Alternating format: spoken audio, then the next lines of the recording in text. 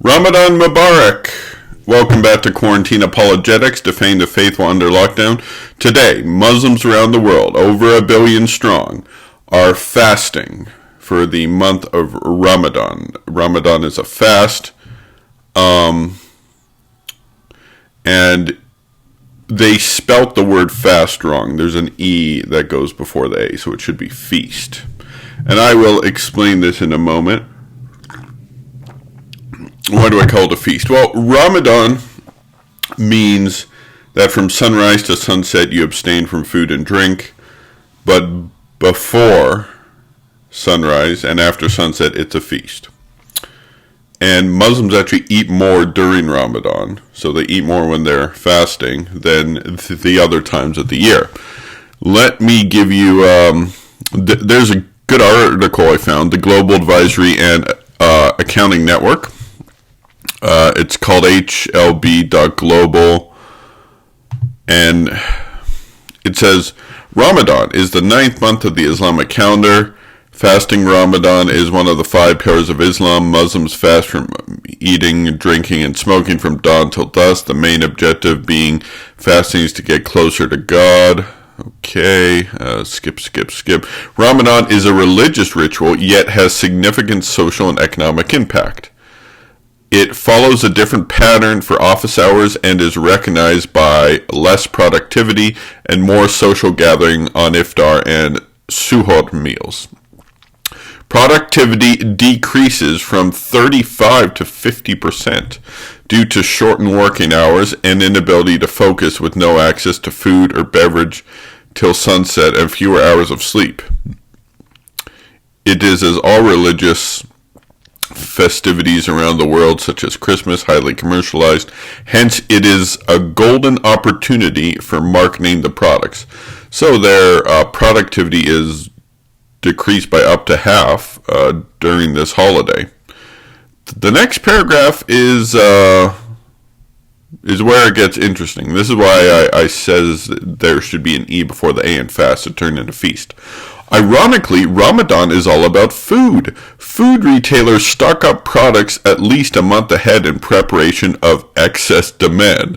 Supermarkets and hypermarkets extend hours to midnight and tend to have Ramadan-specific promotions and offers.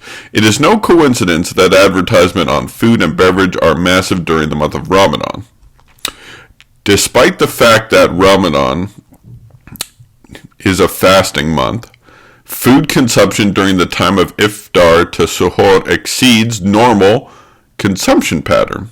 Not only food bills increase by 50 to 100% during Ramadan, but it is reported that 83% of families change their food consumption habits during Ramadan. It is estimated that food consumption in Ramadan account for 15% of annual expenditure on food. 15%. So you got 100 divided by 12. A normal month should be 8 or 9%, but it's up to 15, almost twice. Amongst the highest consumed goods in Ramadan are dates, nuts, and dried nuts, and dairy products. Consumption of bread, chicken, and dried fruits increased by 63, 66.5, and 25% respectively during Ramadan as compared to other months of a year. Some interesting fasting. Last year, Egypt consumed a total of 9 million dried fruits, which accounts for 35% of annual trade only during the holy month. Dairy products like yogurt and labna come among the highest sales. Dairy companies usually be prepared for Ramadan with different offers, and especially special products only for this month. Muslims eat dairy products after their suhoor for better digest and to avoid feeling thirsty the next day. It is unfortunate that people tend to Anyways, it goes on to say basically more of the same, increase in restaurants. There's also a huge amount of waste. The waste is up during the month, so it's an increase in food consumption and an increase of waste at the same time. I'll put this article in the link below, but wow, I mean, that's an interesting month. I mean, fasting. I mean, question. Is Ramadan a feast or a fast? Is Ramadan... It sounds like a feast. And there's a small abstaining before the feast. And so, I don't know. I find it really hard to take this seriously. It goes down just talking about more consumption. So there's way less productivity, way more eating, way more waste. And it says here that the objective is to get closer to God. How does excessive productivity, or half the productivity, and overeating and excessive waste get you closer to God? I mean, the medieval monks of the Catholic Church, a slogan was ora et labora, work and prayer.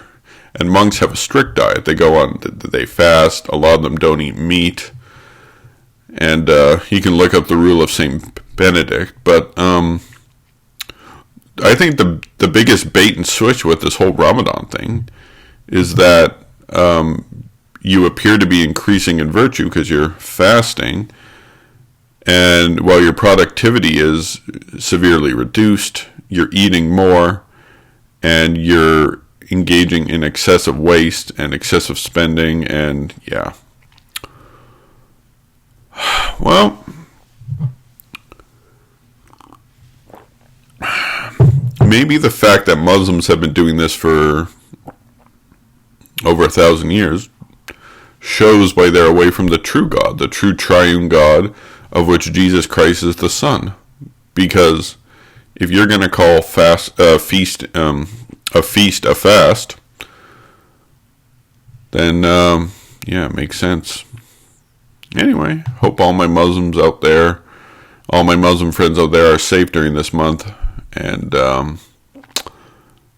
maybe start considering other options. God bless.